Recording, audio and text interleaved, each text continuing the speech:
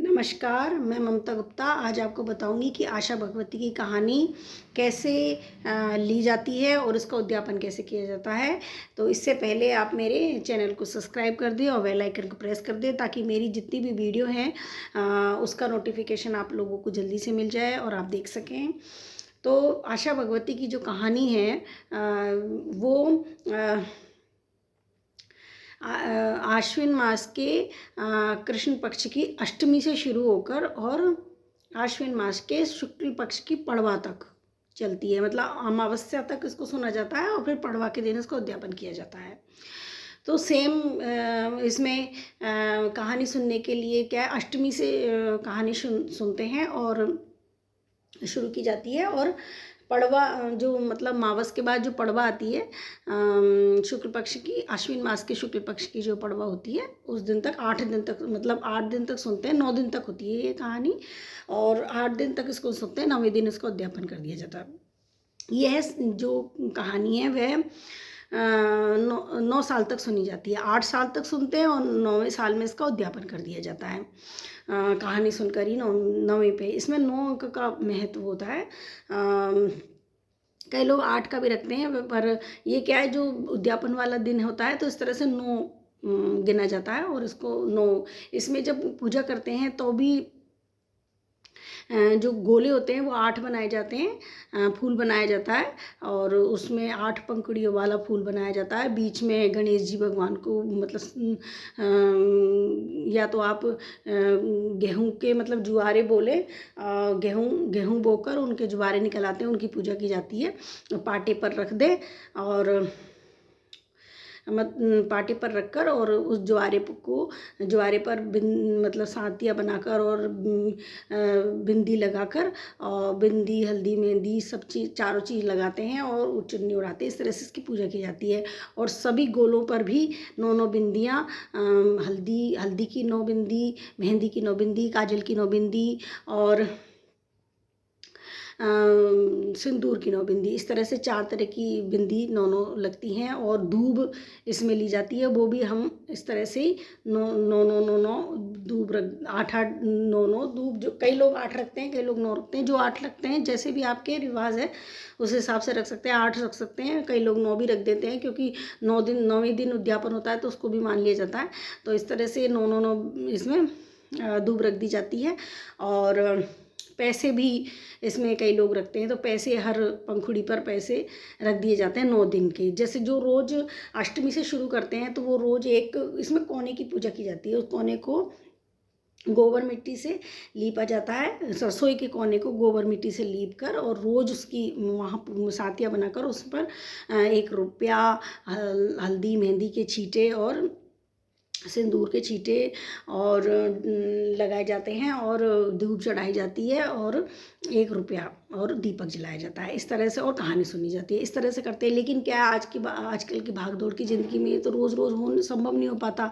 अकेले लोग रहते हैं, इस वजह से इसको एक ही दिन कर लिया जाता है। तो इसको एक दिन जो शुक्ल पक्ष की पड़वा होती है उस दिन सुन लिया जाता है। उस दिन क्या करते हैं कि जो मैंने बताया आपको, थोड़ी सी पीली मिट्टी और थोड़ा सा गोबर गाय का, वो मिक्स करके और उसमें थोड़ी सी हल्दी डाल के, गंगा जल डाल के, और उसको थोड़ा सा मिक्स करके और उसको इस तरह से लेप कर दिया जाता है। और उसमें 8 पंखुड़ियों वाली, जिस तरह से एक फूल बनाते हैं इस तरह से फूल बनाया जाता है 8 पंखुड़ियों वाला। और उस 8 पंखुड़ी बीच में स्वास्तिक बना देते हैं और उस स्वास्तिक पर हम एक पाटा रख देते हैं। पाटे के ऊपर हम जो जुआरे उगाए हैं वो रख देते हैं और फिर हम मतलब चुन्नी उड़ा देते हैं। उस ज्वारे को ही देवी माँ का स्वरूप मान लेते हैं, आशा भगवती को मान लेते हैं उसको ही। और फिर उसी को ज्वारे मतलब चुन्नी, जो आपके पास लाल चुन्नी है तो कपड़ा है या कोई लाल कपड़ा है, मतलब नया होना चाहिए, तो वो उड़ा देते हैं। और बिंदी, मेहंदी, हल्दी, सिंदूर सब चढ़ाते हैं। माँ को पैसे चढ़ाते हैं, कलावा चढ़ाते हैं, इस तरह से। और फिर सभी गोलों पर भी चढ़ाते हैं। इस तरह से 9 बिंदियाँ, जैसे मैं आपको बता रही थी, 9 बिंदी, मेहंदी, बिंदी, हल्दी, सिंदूर की 9 बिंदियाँ सभी गोलों पर लगा दी जाती है। फिर 1 रुपया सब पर चढ़ा दिया जाता है। और फिर दूब गिन गिन कर 9 दूब सब पर चढ़ा दी जाती है। इस तरह से 8 या 9 जैसे भी है वो चढ़ा देते हैं, कलाई डोरा चढ़ा देते हैं। और फिर कहानी दीपक जलाते हैं। तो दीपक घी का दीपक जलाते हैं। घी के दीपक के नीचे थोड़ा सा क्या कहते हैं, गेहूं के दाने रखकर और दीपक को प्रज्वलित कर दिया जाता है। इसमें गेहूं के दाने लिए जाते हैं और कहानी सुनी जाती है। कहानी आप किताब में से देख सकते हैं और काफ़ी लंबी कहानी है, इसकी किताब आती है। और अगर आप रिक्वेस्ट करेंगे तो मैं इसका आपको एक कहानी का अलग से वीडियो बनाकर दे दूँगी। फिर कहानी सुनने के बाद में हम जो हमने सामान इसमें मनसने का सामान लिया जाता है। जैसे कई लोग तो हर साल ही मनस देते हैं, लेकिन इसमें पूजा के लिए पापड़ी बनाई जाती हैं। इसमें पूजा के लिए फीकी पापड़ी बनती है। जैसे गेहूं के आटे की छोटी छोटी पापड़ी बनाई जाती है, 4 मीठी और 4 फीकी। चाहे तो आप 8 को ही फीकी बना सकते हैं या फिर चाहो तो 8 को ही मीठी बना सकते हैं, लेकिन 4 मीठी और 4 फीकी बनाते हैं वैसे नियम से तो। लेकिन आप कैसे भी बना सकते हैं, नमक का यूज़ नहीं किया जाता है इसमें। और पापड़ी जो बनाते हैं तो मुट्ठी से आटा लेते हैं और 8 मुट्ठी इतना लेते हैं मुट्ठी से आटा कि वो पापड़ी ज़्यादा ना बने, अपने हिसाब से ना कम रहे ना ज़्यादा रहे, उसी हिसाब से मुट्ठी से 8 मुट्ठी के अंदर ही वो आटा आ जाना चाहिए, इस प्रकार से। और फिर वो पापड़ी बनाकर एक एक पापड़ी को एक एक गोले पर चढ़ा दिया जाता है। एक एक गोले पर, जैसे 8 गोले पर 8 पापड़ी चढ़ा दी और एक पापड़ी उस पर 9 पापड़ी हो गई और 2 पापड़ी गणेश जी की, ऐसे 11 करके 11 पापड़ी बना लिया। 2 गणेश जी की पापड़ी बना लेते हैं। कई लोग गणेश जी की बनाते हैं, कई लोग नहीं भी बनाते हैं, तो जैसे भी वो आपके नियम वैसे आप कर लेना। फिर जब इसमें ये पूजा करने के बाद में इसमें मतलब सामान भी कल्पा जाता है। जो है उसमें पापड़ी का सामान रखा जाता है। जैसे 1 किलो इसमें गेहूँ लिए जाते हैं और 250 ग्राम गुड़,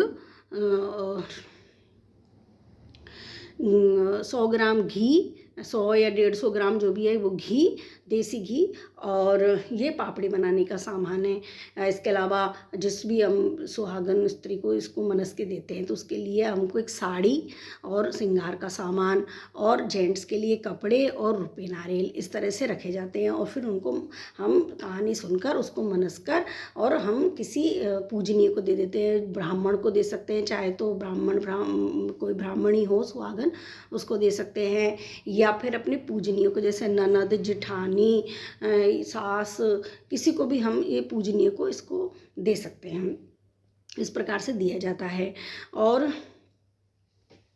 जब हम इसमें जब नहाते हैं, इसमें नियम रखा जाता है। इसमें क्या नियम होता है कि जब हम नहाते हैं तो उस समय हमें कोई नहीं देखना चाहिए, और जब खाते हैं तब भी हमें कोई नहीं देखना चाहिए।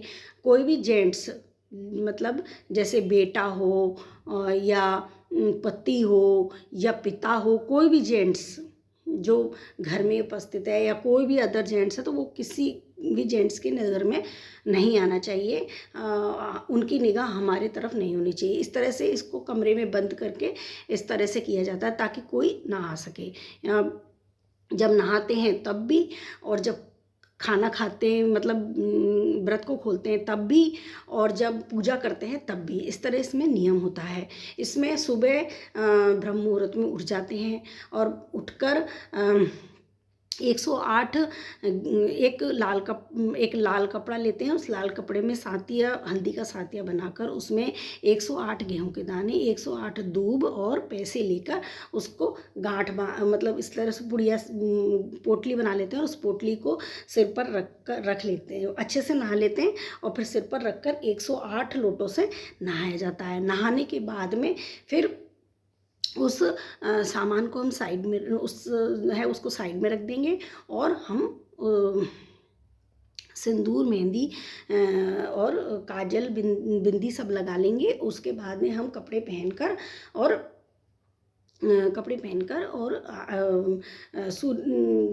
सूर्य भगवान को अर्घ देंगे। सूर्य भगवान को अर्घ देने के बाद ही हम किसी भी जेंट्स का चेहरा देख सकते हैं।